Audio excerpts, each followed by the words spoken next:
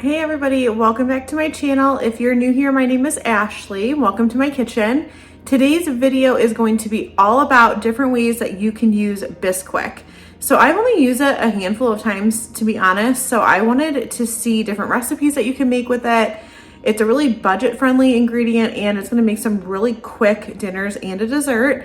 So I'm really excited to get into today's video. The first recipe is going to be for a pizza, like casserole bake. So I'm gonna go ahead and flip you around, show you everything that we're gonna need for today's recipe. It's just a few ingredients and I can't wait to give it a try. All right, so for this recipe, you're gonna need Bisquick. And then to make the dough, we're gonna mix that with some garlic powder and some milk. And then for like the pizza topping portion of it, you're gonna just need some pizza sauce, some Parmesan cheese. This is my pre-shredded mozzarella cheese, some pepperoni. The recipe calls for sausage as well, but we're just doing pepperoni. And then I'm gonna top it with a little bit of oregano as well. But you can definitely customize this, add veggies, change up the meats, have it vegetarian, whatever you want. So I'm gonna go ahead and get started. Okay, so to a large mixing bowl, I'm gonna start out by adding in the Bisquick. And like all of my videos, I will have the recipe linked in the description box for you below so you can have exact measurements.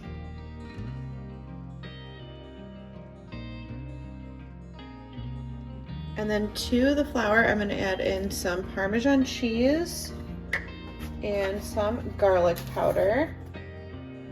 And I'm just gonna go ahead and stir that up with a spoon before adding the milk in, just to kind of disperse the cheese and the garlic powder into the Bisquick. All right, so next up, I'm gonna go ahead and pour the milk in. And then just give this a stir. To be honest, I'm not sure if I should use a whisk or the spoon. Like I said before, I don't have that much experience cooking with Bisquick. Like I've used it for pancakes and stuff in the past, but we shall see.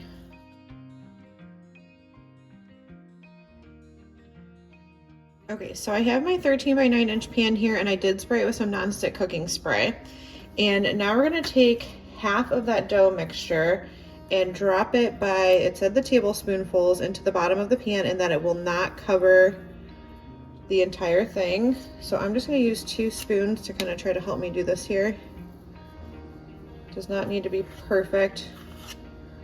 And I'm just gonna kind of spread them out until I can see how much dough I have. Looking at it, like it definitely is not gonna cover the bottom of this pan, but I'm trusting the process. And I don't know how much this is going to expand when it cooks, so.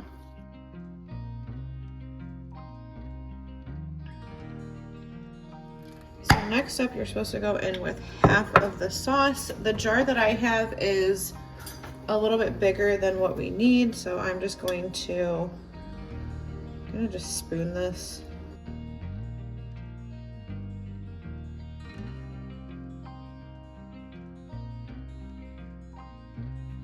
Okay, and then now I'm gonna go in with half of the pepperoni. Again, you can do any toppings that you would want. So you can make it vegetarian, like I mentioned. You can add different veggies. You can add the sausage. You could do ground beef. Anything that you like on a pizza should work here. So I'm just gonna line each of these like across with 4. Let's see how this turns out. I would be lying if I said I was not nervous. Then we're gonna go in with half of our cheese, some shredded mozzarella. And then now the other half of the dough, I'm gonna kind of offset it from where the other ones were, so then hopefully when it bakes, it kind of fills the pan up a little bit better. So I'm not gonna go like directly on top, even though I think I'm supposed to. Maybe we should. I feel like there's probably somebody out there watching, like screaming at their TV or phone, like, oh my gosh, what is this girl doing?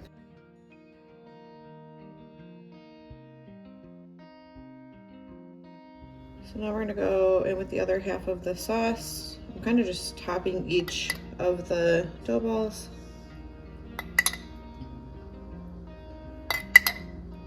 And then if we feel like we need more sauce, we can always have it on the side to dip it in. I also think this would be good with Alfredo. Other half of the pepperoni.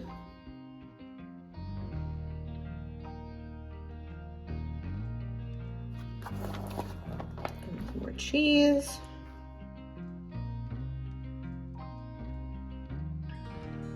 And then I'm just gonna top it with a little bit of oregano. And then this is gonna bake in a 375-degree oven for about 30 minutes. So nice and quick. I think this is perfect for a weeknight meal, or it's like a Friday night and you're feeling like you want some pizza but you don't want to order in or have a frozen pizza. This could be a good alternative. So let's see how it turns out. All right, here it is out of the oven. This looks incredible. It smells just like pizza. I cannot wait to give this a try. Okay, so thoughts on this dinner. I loved it. My husband loved it too. I'm trying to get him on camera soon, but he didn't want to come on tonight. But we both loved it. It has great flavor to it. It tastes very similarly to pizza, but it just has a little twist. And the only thing I would note is definitely trust the process. The batter mixture definitely does get bigger in the oven. So I wish I would have put a little bit more sauce and some more pepperoni on it. So just keep that in mind. But otherwise, we love it. We'll definitely be making this recipe again. All right, so I just got back from the apple orchard and it was like 50 degrees outside today. We've been in like the 60s, 70s the last couple weeks here in Northwest Indiana, but today was really cold and it was rainy. So I'm really excited. I'm actually making this next recipe for lunch, and I'm excited because it's gonna be really quick to throw together and really nice and cozy. So we're gonna be making, it's called an Impossible Taco Pie.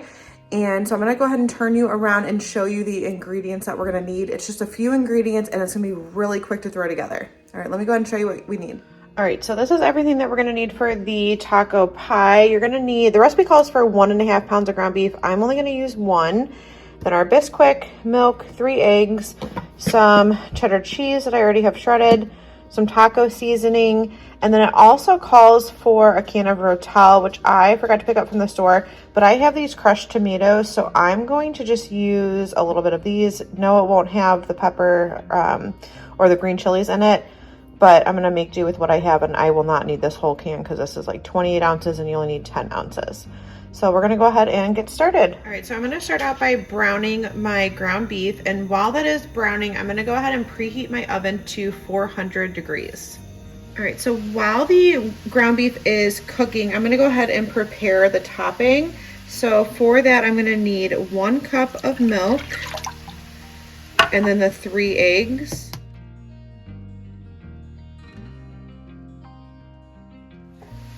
And then I'm gonna go ahead and whisk this together before adding in the Bisquick, just so I can break the eggs up a little bit.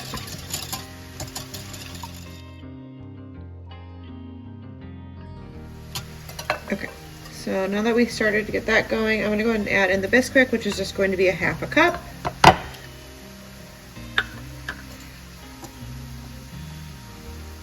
And then whisk that well to combine. And this is going to form like the crust on top of the taco pie.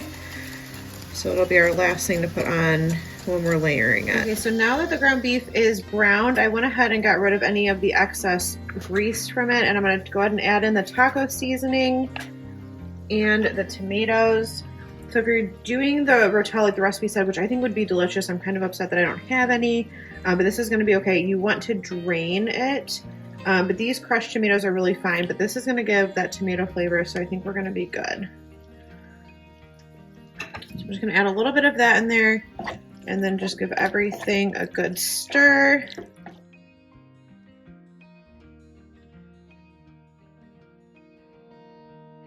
All right, so I just have my 9-inch pie pan here. I went ahead and sprayed it with some nonstick cooking spray. And then to the bottom of that, we're gonna go ahead and add in the ground beef mixture. And I'm just gonna go ahead and spread that out evenly on the bottom. Next, I'm gonna go ahead and add on the shredded cheddar cheese. The recipe calls for 1 cup, but you can do as much or as little as you would like. Saving just a little bit for my dogs because they are definitely sitting at my feet waiting right now. And then the last step is to pour over the Bisquick, milk, and egg mixture. I'm gonna kind of just drizzle that around. Now this is going to go into the 400-degree oven for about 25 to 30 minutes or until that mixture is fully set in the center. All right, and these two have been patiently waiting. Here, Chloe. All right, Preston. They love their cheese. All right, this just came out of the oven. It took mine 25 minutes. This looks incredible. It smells incredible. I'm gonna let it cool for just a few minutes and then I'm gonna serve it with some sour cream and maybe a little hot sauce on the side. You guys, this was so good. Like I said, perfect for this time of year, nice and cozy. I cannot believe how quick that came together. It literally took me like 5 minutes to throw together before putting it in the oven. So I think it's perfect for a weeknight meal too. But I will see you in a little bit back in my kitchen. We're gonna be making some cookies, and then we're also going to be making another dinner tomorrow with Bisquick. So make sure that you stay tuned for those upcoming recipes. All right, guys, welcome back to my kitchen. Tonight we're going to be making a chicken and dumpling, like bake casserole. So we just need a few ingredients. I'm gonna go ahead and flip you around and show you what we're gonna need, and we're gonna go ahead and get it started. I can't wait because this sounds so good, really easy to make and really comforting. So perfect for this time of year. All right, so we're gonna need shredded chicken. I just went ahead and boiled this because I was kind of in a pinch, like time-wise. You could do rotisserie chicken, or I also like to make shredded chicken in the crock pot. I shared that in a previous video, so check that out if you don't know how to do it. It's a really quick and easy way to do it. And then we're gonna need a stick of butter, some chicken broth, so I'm just using my better than bouillon, some salt and pepper.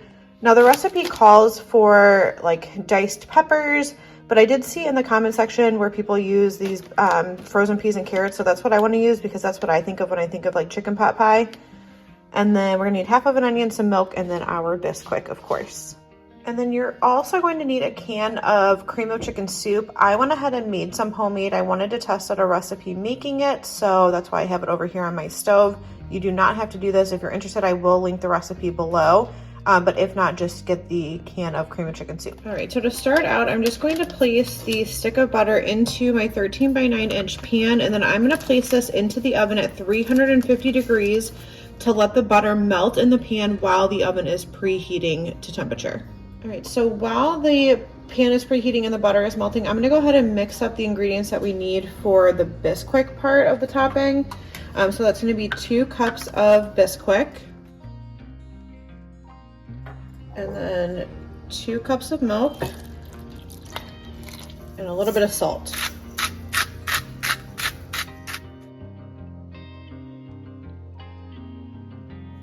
And then I'm gonna go ahead and set this aside until we need it at the end. I also did go ahead and take the bag of my frozen vegetables and I cooked them according to the package directions in the microwave. So it's just a few minutes in the microwave. Just so that way they are. I'm also gonna go ahead and mix together my cream of chicken soup with my 2 cups of chicken broth. Now, this I let sit out on my stove after I was done cooking it, so that's why it's kind of congealed, so don't be alarmed by the lumpiness. And I'm just gonna go ahead and whisk these two together. And I could totally do this in a bowl, especially if you're using like pre-made cream of chicken soup. You don't obviously need to put this in a pan, but since I already had this in the pan, I'm just gonna mix them together in here so I'm not dirtying up another dish. All right, so I went ahead and took the 13 by 9 out of the oven. Our butter is melted, and now I'm just gonna go ahead and sprinkle the shredded chicken along the bottom of the casserole dish. I am so excited for this. I feel like this is going to be like a good alternative to chicken and dumplings and something like really quick and easy to make. All right, so next I'm going to go in with our veggies. So again, I chose to do the peas and carrots because to me that's most like a chicken pot pie or a common vegetable and something like this. So I'm going to use those.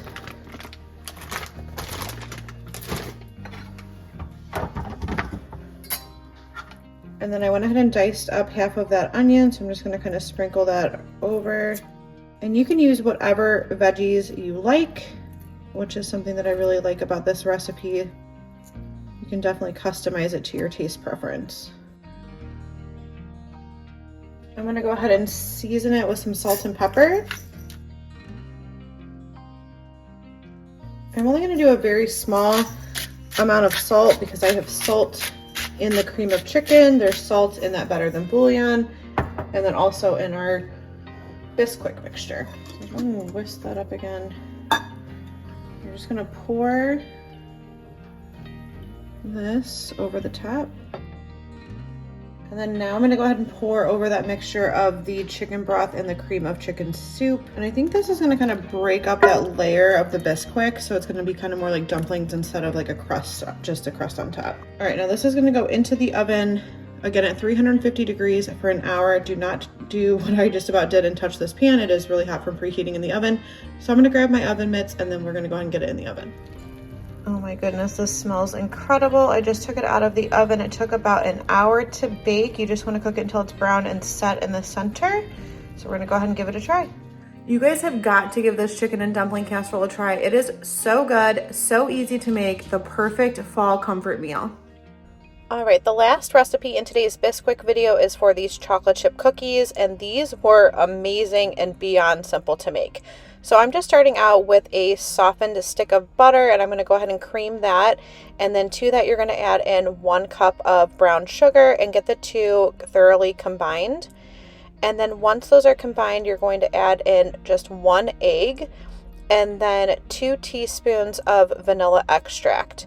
And then same thing, I'm just going to go ahead and take my mixer and then thoroughly combine those together before adding in the Bisquick. I could not get over how quick these were to make with using the Bisquick, so I definitely am going to be using this recipe from now on when I'm making chocolate chip cookies because they were amazing.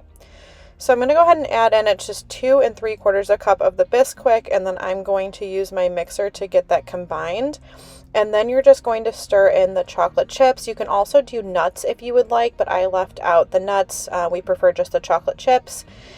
So you're just going to need 1 cup of semi-sweet chocolate chips here, and then just go ahead and stir that with a spoon. You don't want to use your mixer so that way you don't break up the chocolate chips into the batter. But then that's it. We're going to go ahead and get them rolled out and in the oven. I am putting mine on a parchment lined baking sheet, but you don't have to do that. You can just do an ungreased baking sheet. And my cookies are a little bit larger, so I ended up getting 16 of them. And I did follow the recipe directions and press them down slightly before putting them in the oven.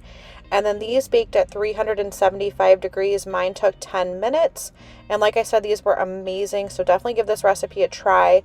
I hope that you enjoyed seeing these recipes in today's video, and I will see you in the next one.